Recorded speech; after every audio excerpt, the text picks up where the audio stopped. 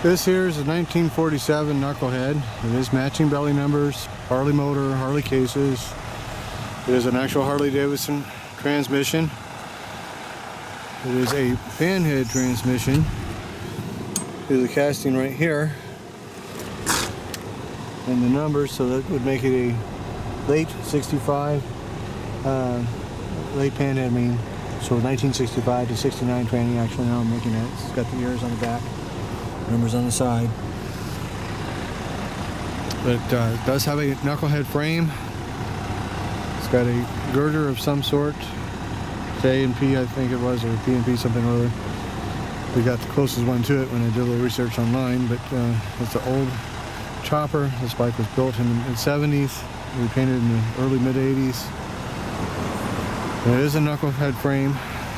It still has the original casting numbers down here and down here, which of course has been raked from the chopper days. That was the coolest, latest thing. You know, it's real interesting. The late 47 Knuckleheads, everybody always told me, were cast differently, and you could actually chrome them without pits. Here we have some knuckle rockers on a 47 without pits. So evidently the old boys told me true on that. And we just rebuilt the oil pump. It's been taken apart and carefully rebuilt by Duncan.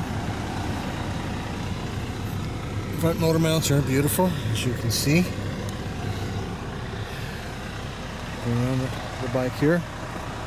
Now, this bike had issues. It sat for a good 20 years. So, Larry Settle had originally gone over the bike for me and left it where I was not happy. So I brought it up to Duncan. And he had to repair the intake here and put on these clamps because we had a bad manifold leak. And somebody had pinched off the breather so it wouldn't sump. There's a breather that goes in here. And that way, as the motor breathes, it actually is the primary. That's the way the Knucklehead's designed. And they completely pinched it off so the motor itself couldn't breathe. It's wondering we didn't blow all the gas that's in the motor, probably because nobody had actually ridden it that way. So we had to repair the breather. The rear linkage here was rubbing on the chain. We had to redo that, rebend it. See all this weird bend here? That was not there before. And it's got this Hallcraft style front brake drum, which were pot metal. Now, pot metal ages. It was not exactly the best in the day, and so I told Duncan, this is deal with this or get rid of it. And so he applied pressure on the brakes, and promptly the brake shoes broke in half. So we completely took the brake shoes apart and out the bike. So it's just a spool hub right now. That's safety reasons. And to do that, we literally had to pull these nuts here and one off there. This whole left side of this came out just to get the axle out. Wonderfully intelligent, designed by the chopper boys back in the day, but that's how it was set up. It was done, but this motor itself is just beautiful. Look how clean this bike is. As far as like the motor itself is concerned, I really like this motor in this bike. But here we go. We're gonna fire it up and run down the street, test the systems, all that sort of stuff. So now that it's running properly, finally, should fire right up for me and be a good running little bike for anybody who manages to fall in love with it. So here we go. Put this camera where I'm happy with it. There we go. That should do it.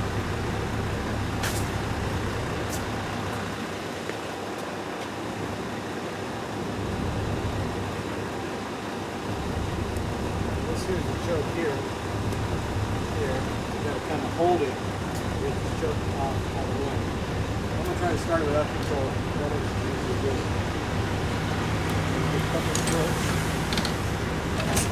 a couple of primes, go with the squirt.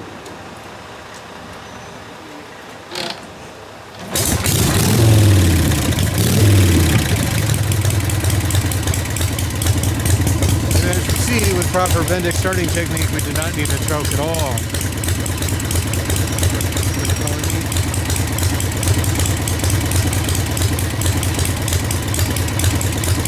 Yeah, I'll get that later.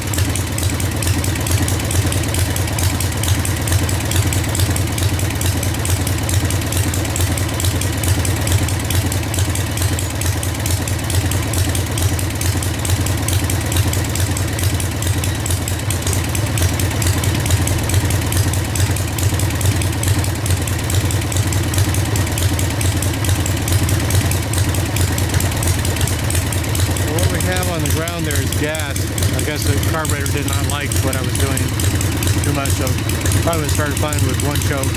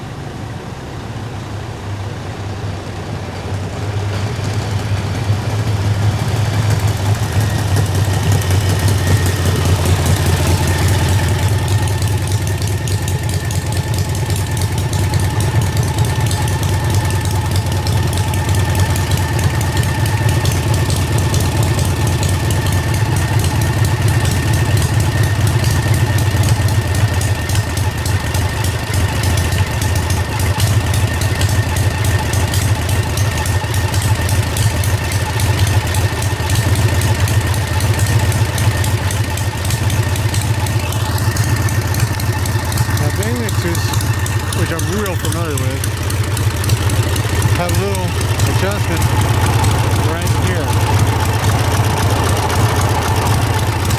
And what that does is allows you to change the idle as you're riding the bike, as it gets hot or cold, which is what I just did.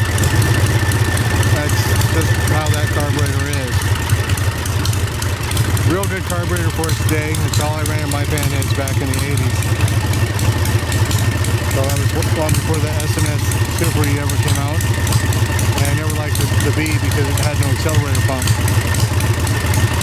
So this bike here, you can see how well it ran, how well it took off. It's got to have some sort of stroker flywheels, probably 80-inch. Knuckleheads don't normally run that strong. They really don't. You have to do something to them. That was the general fix, is put some 80-inch UL flywheels in it.